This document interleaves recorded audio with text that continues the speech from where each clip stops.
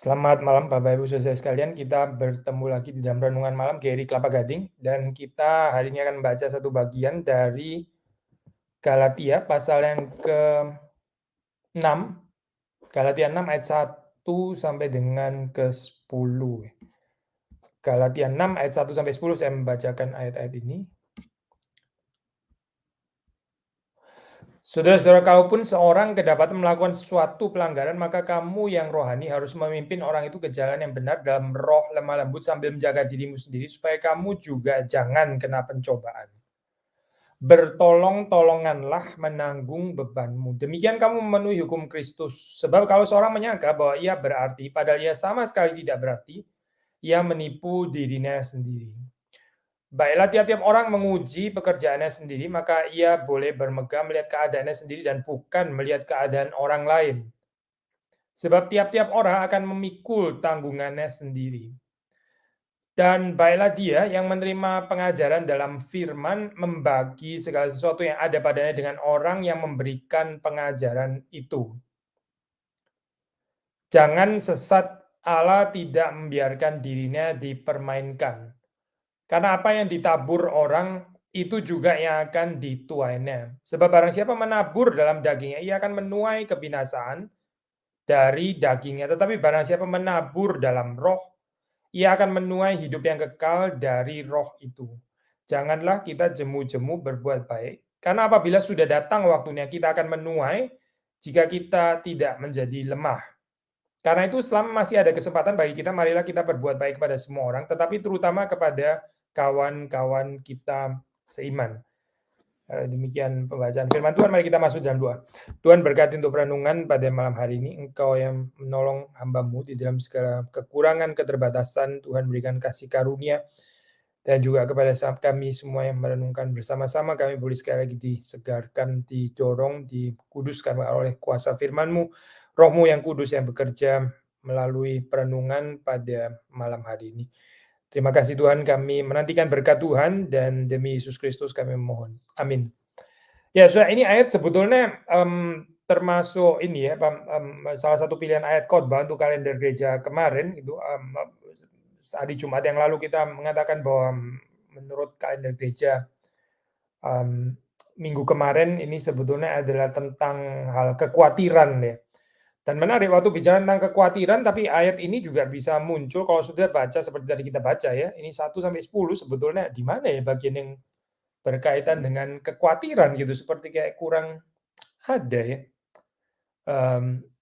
Apa ya kaitannya ayat-ayat ini dengan kekhawatiran gitu? Mungkin agak sedikit subtle sih Saudara kalau sudah melihat di situ ya. Tapi bukan nggak ada, nanti kita akan melihat ada ayat yang indeed kita bisa kaitkan dengan, hal kekhawatiran gitu. Tapi sebelumnya kita membaca di dalam ayat yang awal di sini ya, yaitu, tentang seseorang yang kedapatan melakukan suatu pelanggaran. Bagaimana ya kita seharusnya bersikap? Setidaknya menurut ya ajaran firman Tuhan di sini penting sekali ya, karena kalau bagaimana bersikap menurut kita sendiri ya tanggapannya bisa macam-macam sih saya ini apa. Bagaimana deals dengan, kegagalan atau kejatuhan orang lain ya, itu menentukan apakah kita ini termasuk orang yang rohani atau tidak. Dan by rohani di sini yang saya maksud bukan self righteousness bukan ya, tapi dinilai Tuhan, ya dinilai firman Tuhan itu sebagai orang yang rohani ya.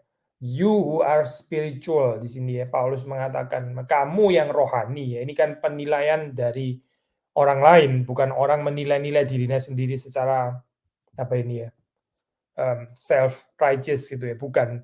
Tetapi di dalam penilaian yang diberikan oleh Tuhan.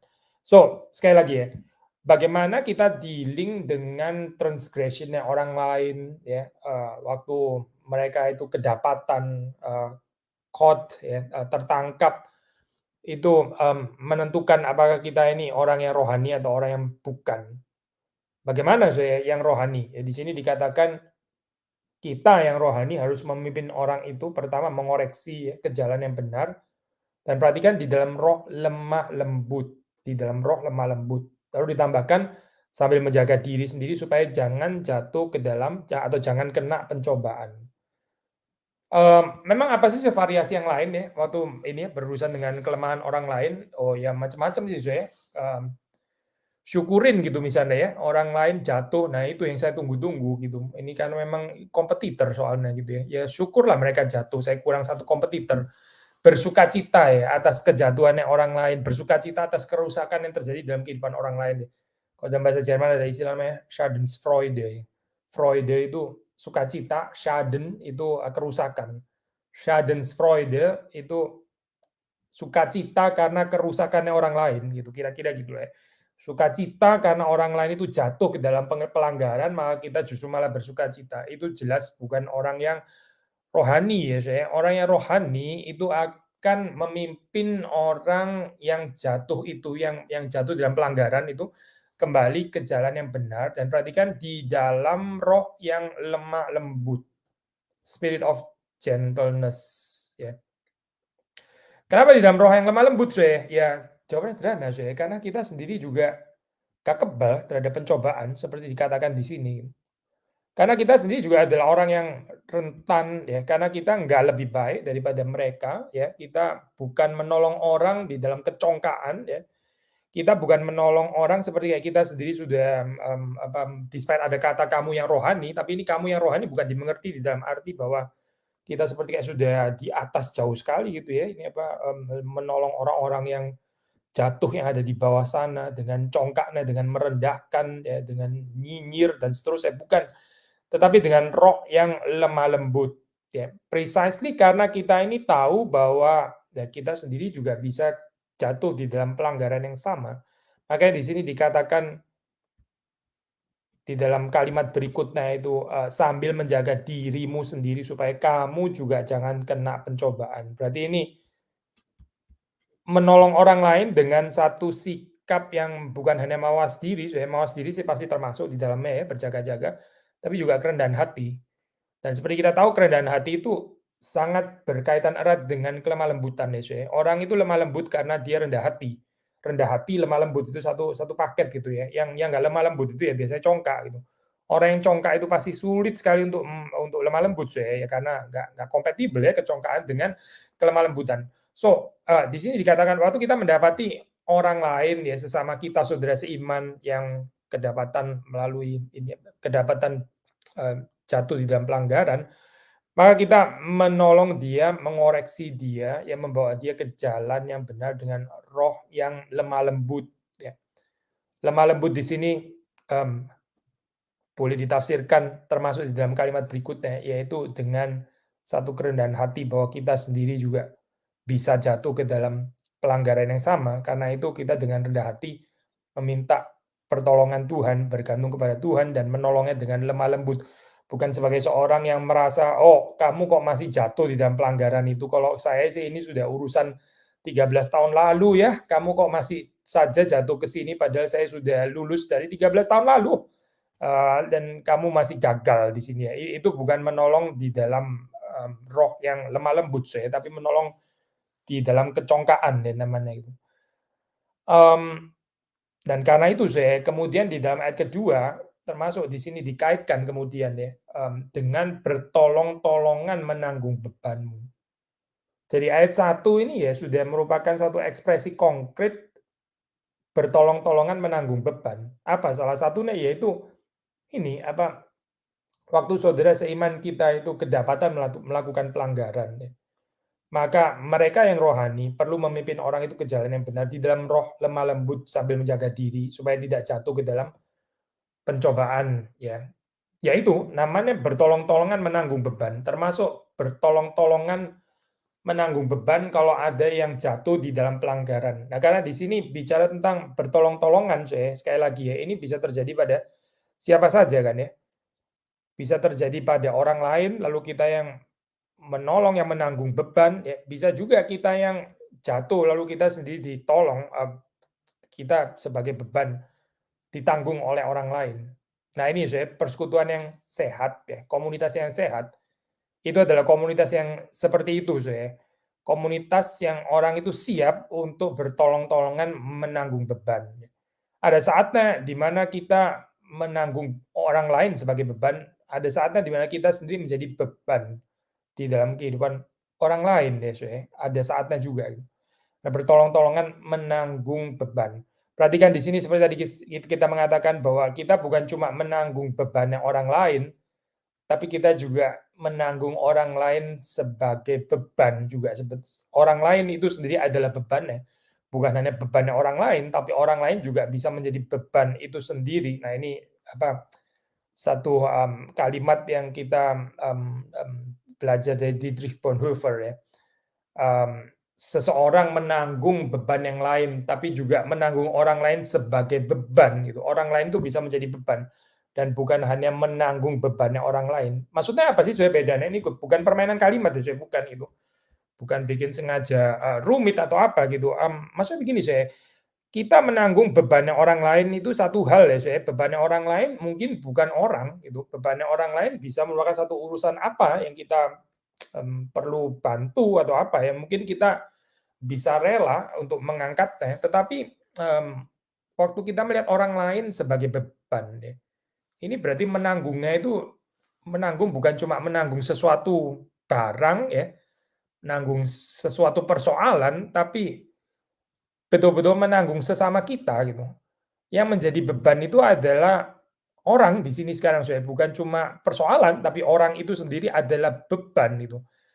Dan ini sebetulnya, sesuatu yang juga perlu terjadi ya di dalam kehidupan kita. Kalau kita ya seperti dikatakan Paulus ini, rohani ya, kamu yang rohani, orang yang rohani, itu salah satunya adalah ini kesanggupan untuk menanggung beban, untuk bertolong-tolongan saling menanggung beban. Itulah orang yang rohani.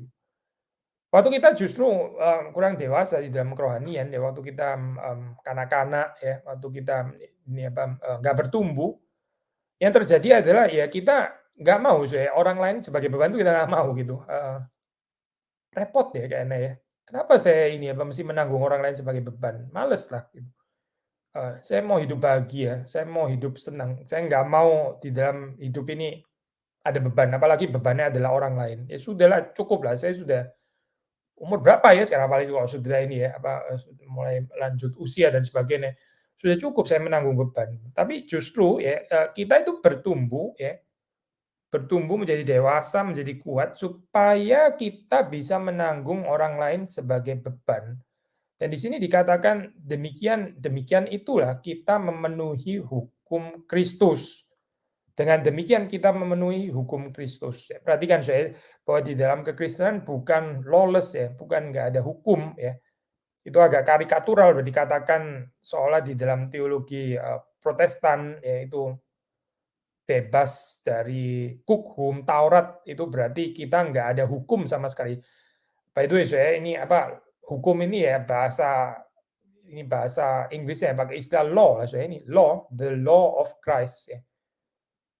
Memang kita dibebaskan dari hukum Taurat, di dalam pengertian kita bukan dituntut untuk melakukannya secara sempurna baru kita diselamatkan. Kalau di dalam pengertian ini, ya memang kita dibebaskan, betul gitu.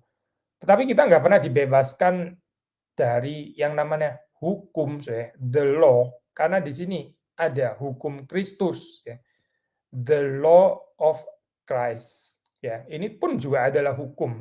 Dan apa itu hukumnya? Yang perlu dipenuhi di sini dikatakan. Sekali lagi ya hukumnya adalah bertolong-tolongan menanggung beban. Nah, di sini ya kalau kita melihat ini ayat yang ada kaitannya dengan kekhawatiran meskipun let's say mungkin rather indirect gitu ya, indirect dalam hal apa gitu. Kekhawatiran itu terjadi waktu di dalam komunitas itu, terjadi kegagalan bertolong-tolongan menanggung beban. Nah, itu menyuburkan kekhawatiran ya. Kalau ada orang susah, ada orang kekurangan, ada orang di dalam permasalahan yang lain juga nggak mau menanggung gitu, nggak mau repot. Kalau ada orang yang gagal, yang jatuh, malah disyukurin, malah digosipin, dan bukannya dibimbing ke dalam kebenaran, nggak ada kekuatan itu gitu. Karena apa ya? Karena nggak ada orang rohani di sana gitu. Nggak ada orang yang rohani, nggak ada yang tertarik juga untuk bertolong-tolongan menanggung beban. Bagaimana di dalam keadaan seperti ini? Di dalam keadaan seperti ini akan terjadi, banyak kekhawatiran banyak kekhawatiran, banyak, kecurigaan ya, banyak kepahitan juga mungkin akhirnya gitu. Mengapa? Ya karena Ya karena nggak bertumbuh saya, sederhana, di dalam kehidupannya nggak bertumbuh. Tapi kalau saudara dan saya bertumbuh, waktu kita bertumbuh, eee, kita akan menghidupi komunitas yang ya seperti dikatakan Paulus di sini ya, bertolong-tolongan di dalam menanggung beban yang lain. Sekali lagi seperti tadi kita katakan ini bukan cuma satu arah ya, tapi kita menanggung dan kita ditanggung ya. Kita menanggung orang lain sebagai beban, dan kita sendiri juga ditanggung sebagai beban oleh orang lain. Dan termasuk kalau kita mau melanjutkan di dalam ayat yang ketiga, di sini dikatakan, "Sebab kalau seorang menyangka bahwa ia berarti, padahal ia sama sekali tidak berarti, ia menipu dirinya sendiri." Saya pikir kita boleh tetap membaca ayat 3 ini dalam kaitan dengan ayat kedua, saya. Yaitu gini ya, orang ini bisa merasa dirinya itu berarti gitu ya, significant by the way, so ini tema lain yang besar ya gitu, self significance gitu kan. Ada orang yang ya, apa ini saya, desperately searching for self significance gitu ya, terus kemudian dia nggak mendapatkannya, terus masuk kepada ekses yang aneh-aneh gitu ya, saya ini apa, ujung-ujungnya sebetulnya karena dia merasa kurang dihargai, tidak dihargai gitu ya. Dia gagal di dalam, mendapatkan ini ya, apa, signifikansi diri gitu ya. Saya pikir ini bisa menjadi jebakan juga di dalam kehidupan pelayanan saudara dan saya kalau kita nggak hati-hati gitu. Lalu kita bukannya melayani Tuhan, tapi sebetulnya kita sedang desperately mengejar signifikansi diri gitu.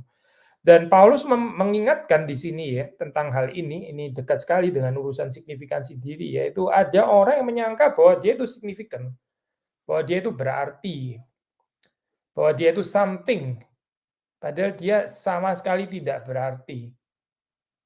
When he is nothing, ya nggak enak ya saya dibilang he is nothing gini. Dia maunya sih berpikir dia itu something, tapi ternyata dia nothing, ya. Terus kemudian Paulus mengatakan, ya inilah orang yang menipu dirinya sendiri, distorted self knowledge. Dia percaya, dia menganggap, dia memerani, ya dia apa, menyatakan, menghidupi kehidupan yang kayaknya penting sekali gitu ya, udah penting, orang lain sangat membutuhkan dia dan sebagainya. Dia orang yang penting dan nggak bisa dilupakan begitu saja karena dia orang yang penting gitu misalnya ya. Tapi ternyata dia nothing, ya terus ini apa sih, ini orang ya yang kasihan sih sebetulnya karena dia itu nggak bisa mengenal diri, dia menipu dirinya sendiri. Ya, menipu orang lain itu satu hal, ini dirinya sendiri pun ditipu ya.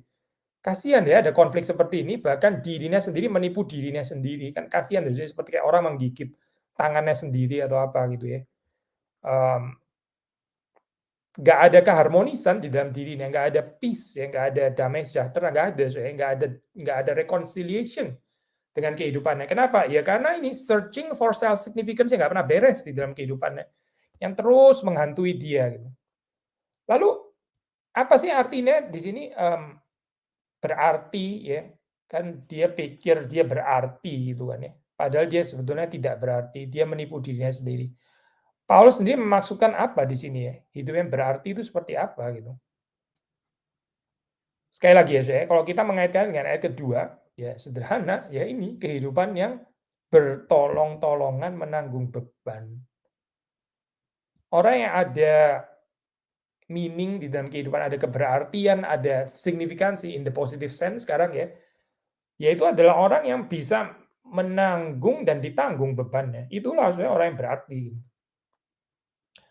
Yang nggak mau menanggung beban orang lain, yang mau selalu cuci tangan gitu ya, ini apa, "Ini bukan urusan saya," gitu ya, kayaknya bukan urusan saya, itu urusannya orang lain, saya baik-baik saja, kalau enggak entar hidup saya bahaya, saya repot, entar tangan saya jadi kotor, gitu misalnya ya.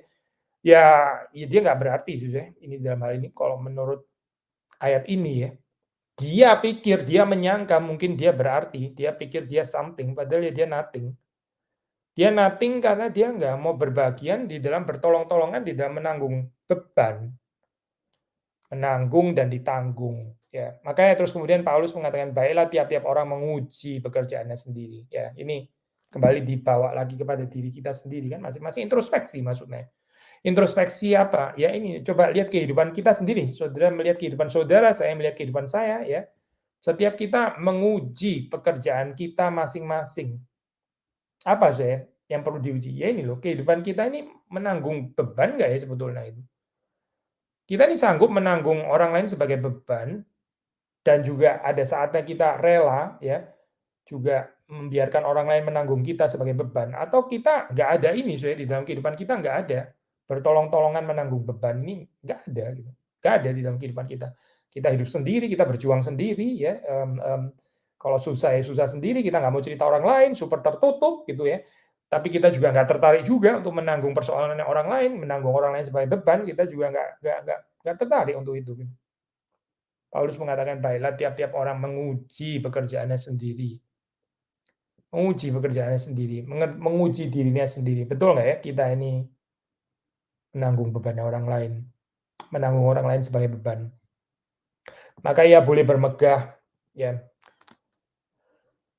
mmm, saya baca di dalam ini ya, variasi bahasa Inggris di sini, "Let each one test his own work." Let each one test, ya, menguji, testing his own work. And then his reason to boast will be in himself alone and not in his neighbor. Apa ya saya maksudnya kalimat ini ya, agak sulit indeed gitu. Dia, bermegah ya, kita tahu di dalam ayat lain bermegah itu hendaklah kalau seorang bermegah, dia bermegah di dalam Tuhan gitu ya. Di sini kok jadi boasting in himself, kok jadi bertentangan dengan ayat itu. Nggak bertentangan sih sebetulnya di sini, ini in himself di sini bukan dikontraskan dengan boasting in the Lord ya karena kalau ini dikontraskan ya, ini benar-benar jadi kontradiktif memang gitu. Tapi saudara kalau melihat di sini kontrasnya ini kan boasting in himself sama boasting in his neighbor ya, boasting in his neighbor. Apa artinya? Sekali lagi ya ini apa ya penjelasan sederhana ya, kita jangan kepo lah sama takarannya orang lain gitu. Orang lain punya takarannya sendiri gitu, orang lain punya tanggungannya sendiri, orang lain punya bebannya sendiri ya kita nggak usah banding-banding beban kita dengan beban orang lain, terus kalau merasa beban kita seperti kayak berat sekali, orang lain lebih ringan, terus kita mulai menjadi sombong ya, itu boasting ya. Lihat beban saya, dibandingkan dengan beban orang lain, saya kayaknya jauh lebih susah dan sebagainya. Ini sikap kanak-kanak ya seperti ini gitu. Kalau Tuhan mempercayakan beban lebih berat dan sebagainya, ya bersyukurlah berarti saudara adalah orang yang dipercaya gitu kan ya. Dan bukan untuk membanding-bandingkan dengan orang lain, bukan kan, tapi kalau kita terus kemudian membanding-bandingkan dengan orang lain, either kita lebih berat, kita menjadi sombong, atau mungkin bahkan kita lebih berat, terus kita merasa nggak suka gitu ya, kok orang lain enak ya bebannya ringan, kok saya bebannya berat gitu ya. Setiap kali selalu melihat orang lain bebannya lebih ringan, padahal kita juga nggak terlalu mengerti sih kehidupan orang lain, kesulitannya. Tapi kita merasa beban kita kok selalu lebih berat ya daripada orang lain. Maksudnya ini bukan di dalam pengertian sombong, tapi di dalam pengertian terus mengasihani diri. Menanggung bebannya seperti lebih baik lebih berat daripada orang lain. Terus kemudian kita mulai jadi nggak seneng lah di dalam kehidupan ini. Kenapa beban saya lebih banyak, lebih berat dan sebagainya. Ya, Paulus mengatakan, "Baiklah tiap-tiap orang menguji pekerjaannya sendiri." Ya sudah, apa yang Tuhan percayakan, tanggungan yang Tuhan percayakan di dalam kehidupanmu dan kehidupanku, ya sudah kita konten saja gitu. Biarlah kita bermegah melihat keadaannya sendiri ya, di dalam pengertian ini ya kita boleh terjemahkan biarlah setiap orang itu pertama konten ya, dia apa ini konten ya kalau dibilang puas ya mungkin agak kurang cocok ya di sini terjemahan. Konten di dalam pengertian maksudnya dia nggak mengeluh gitu ya. Ya dia bisa menerima, sikap yang menerima di sini ya. Tanggungan yang dipercayakan Tuhan di dalam kehidupan itu dia terima ya. Minta kekuatan Tuhan supaya kita bisa menerimanya juga cheerfully, bukan dengan apa grumbling, dengan sungut-sungut ya, tapi kita menerimanya dengan rela, bahkan cheerfully. Lalu terus kemudian yang kedua, ya setia, setia melakukannya, menanggung beban, memikul beban itu dengan setia. Ya itu maksudnya. Tiap orang menguji pekerjaannya sendiri, lalu dia boleh bermegah melihat keadaannya sendiri. Bermegah di sini artinya bukan sombong, pasti bukan sombong, bukan gitu. Karena kalau sombong itu berarti yang tadi, yang membanding-bandingkan dengan orang lain, padahal dilarang kan di sini kan ya. Bermegah di dalam hal ini ya berarti dia bisa menerima gitu ya, beban yang dipercayakan Tuhan dan kemudian dia setia memikulnya, ya itu maksudnya. Ia boleh bermegah melihat keadaannya sendiri, bukan melihat keadaan orang lain. Makanya di dalam ayat 5 dikatakan sebab tiap-tiap orang akan memikul tanggungannya sendiri, betul kan saya? Setiap orang ada tanggungannya sendiri-sendiri. Jadi nggak usah banding-banding dengan tanggungannya orang lain, ya itu orang lain tanggungannya lebih berat, atau lebih ringan atau apa, itu urusannya Tuhan, itu bukan urusannya kita gitu. Urusannya kita adalah bagaimana kita dengan setia memikul beban yang Tuhan percayakan di dalam kehidupan kita, di dalam kehidupan saudara, di dalam kehidupan saya ya, kehidupan kita masing-masing. Itu yang lebih penting daripada kita ngurusin tanggungannya orang lain di sini ya. Lalu terus kemudian membanding-bandingkan dengan tanggungan kita gitu. Lalu ayat yang ke-6 kita nggak bisa bahas sampai ayat 10 lah, nggak apa-apa, ini beberapa bagian saja.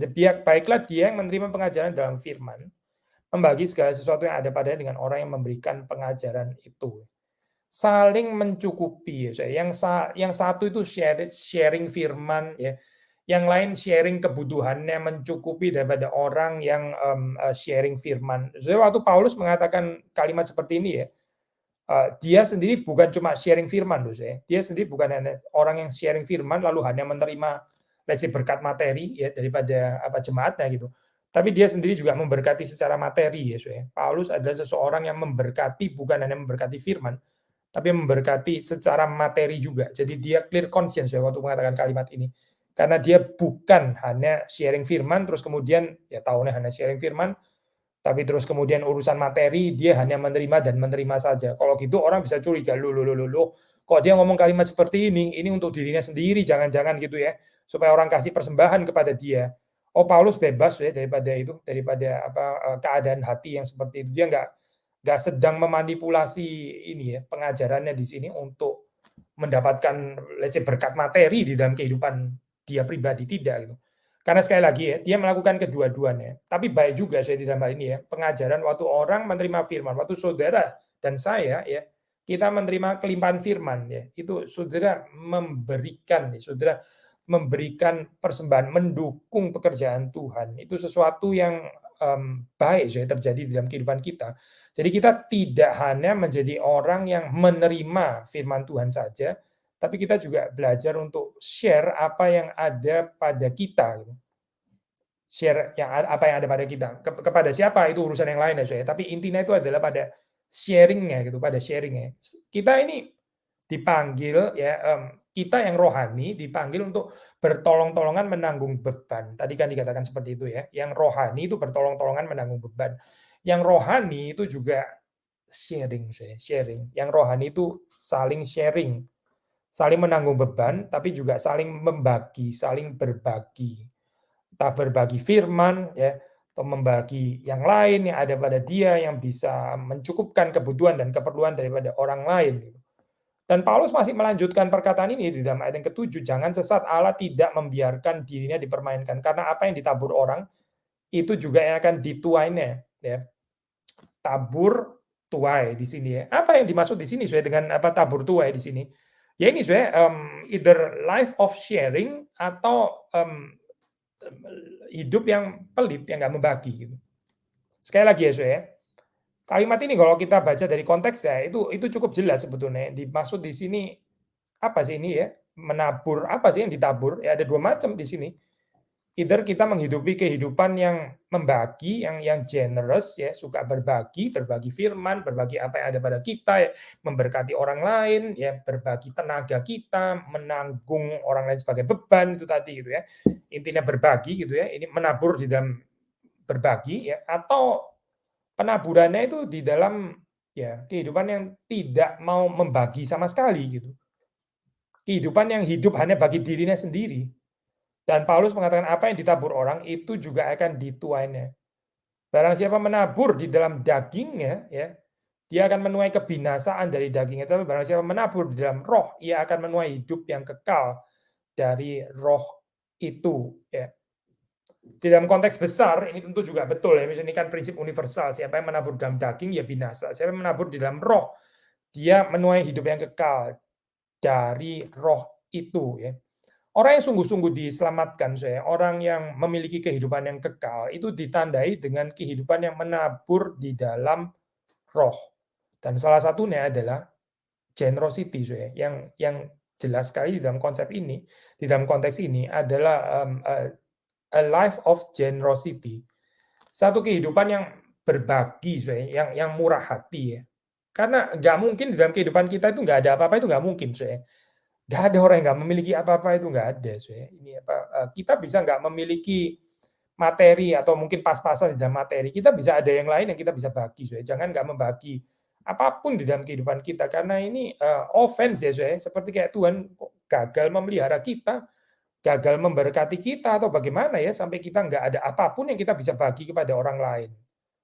Sekali lagi ya, ciri tanda orang yang bertumbuh, yang menjadi dewasa, yang rohani di sini kalau pinjam istilah Paulus ya, itu adalah orang yang tekun ya di dalam berbuat baik. Seperti dikatakan ayat ke-9, jangan kita jemu-jemu berbuat baik. Berarti tekun kan ya, kalau nggak jemu-jemu, berarti ini adalah orang yang tekun berbuat baik. Orang yang terus-menerus berbuat baik, tekun ya, tidak jemu, tidak bosen ya. Ini apa, bagaimana kita bisa menjadi tidak bosan ya, sekali lagi ya, kalau kita senantiasa menimba kekuatannya itu dari Allah sendiri.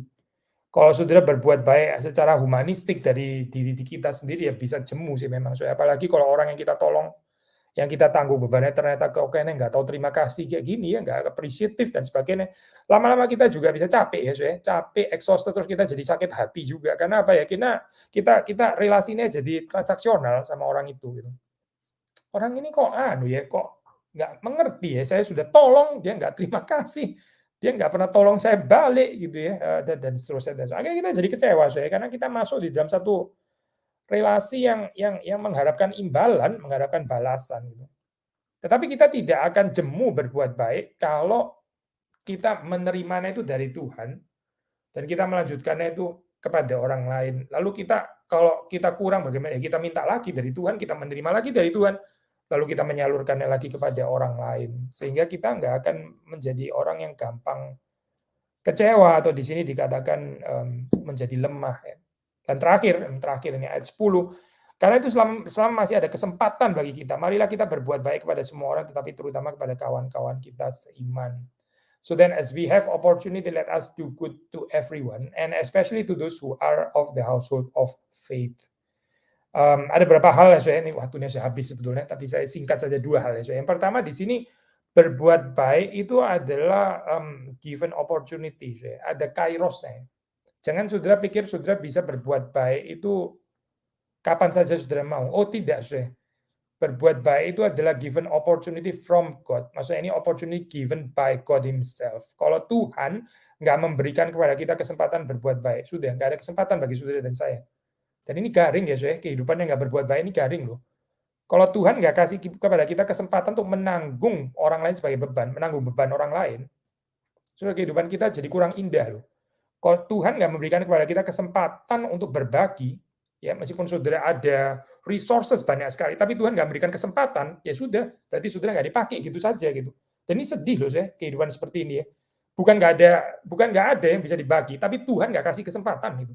Makanya waktu Tuhan kasih kesempatan, jangan tidak menggunakan kesempatan tersebut. Ini yang pertama. Yang kedua adalah sudah mungkin ini ya bisa ada pertanyaan loh, kok ada diskriminatif gini ya dikatakan berbuat baik kepada semua orang, tetapi terutama kepada kawan-kawan kita seiman. Berarti ada apa diskriminasi. Sudah kalau kita baca saat diskriminatif, I think pembacaan kita keliru ya.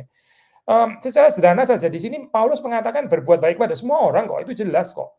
Berbuat baiklah kepada semua orang. So berarti semua orang itu semua orang. Sudah kita tangkap positif saja di sini ya.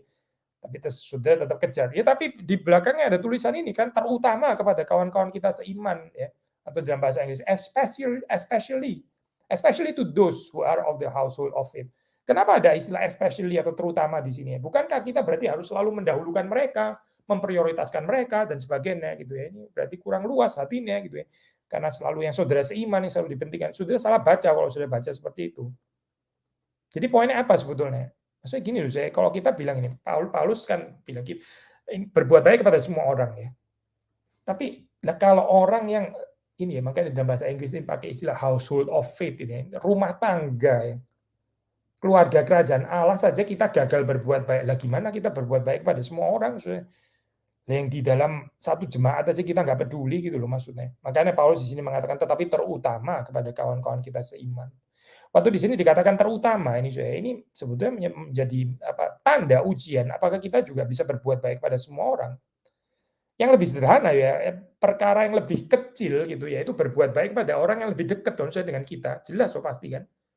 Ya kalau orang yang kita segereja aja kita nggak peduli kesulitannya, kita nggak rela menanggung bebannya dia, kita nggak rela menanggung dia sebagai beban. Bagaimana sih kita mau reach out kepada orang lain yang di luar sana, saya mau menanggung bebannya, saya mau apa, mengasihi dia yang terhilang, yang tersesat dan sebagainya. Lah di dalam gereja aja gagal mengasihi gimana sudah.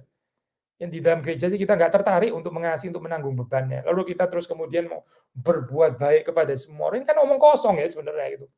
Omong kosong ini sebenarnya, ini kebohongan. Again ini dia dia deceive himself atau herself. Dia menipu dirinya sendiri. Ini persis seperti yang dikatakan, dia think bahwa he is something while he is nothing, ya. Dia itu pikir dia itu berarti, signifikan, padahal enggak sebetulnya gitu. Kelihatan seperti hati luas mau menolong semua orang, lain di dalam gereja dia nggak peduli. Jadi artinya apa saya? Ya ini lah saya, mulailah dengan yang sederhana gitu, mulai dengan yang sederhana. Yang ada di sekitar saudara itu loh, ada orang-orang yang bisa dikasihi, ditolong, ditanggung bebannya. Nah setelah ini dilakukan nih, Tuhan akan mempercayakan lebih luas gitu. Karena memang Paulus mengatakan kita berbuat baik harusnya kepada semua orang saya. Nah kiranya ini boleh menjadi kekuatan di dalam kehidupan kita ya, sehingga dengan menghadirkan prinsip Injil ini ya, apa, narasi Injil yang kita baca hari ini, ya kekhawatiran di dalam dunia ini boleh semakin berkurang. Mari kita masuk di dalam doa. Tuhan, kami bersyukur untuk apa yang kami renungkan bersama-sama. Kiranya Tuhan menolong kami untuk terus bertumbuh di dalam anugerah-Mu. Demi Yesus Kristus kami berdoa. Kami bersyukur. Amin. Selamat malam saudara sekalian, Tuhan memberkati kita semua.